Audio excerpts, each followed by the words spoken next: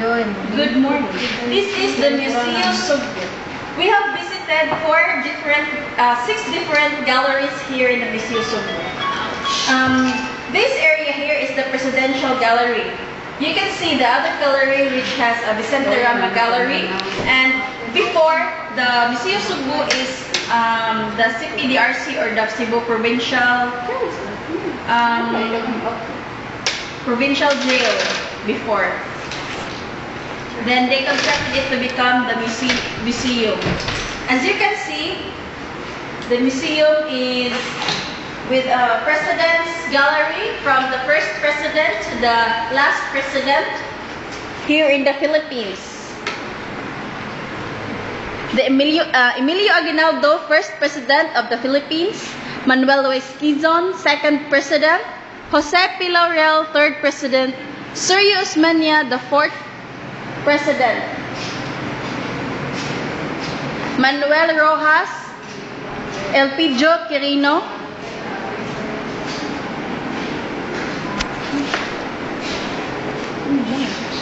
Ramon Magsaysay, who died in the Mount Manunggal,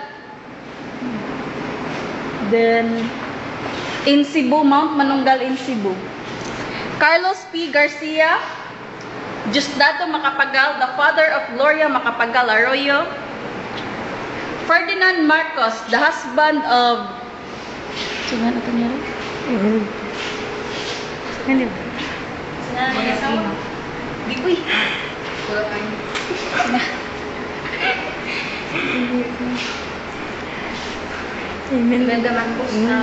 the husband of Imelda Marcos. Corazon Aquino, the mother of today's president, Noynoy Aquino.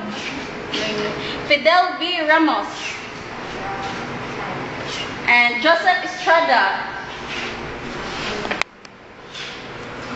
Next is Gloria Macapagal Arroyo. The picture of Noynoy Aquino is not yet here. Latest president, Gloria Macapagal Arroyo.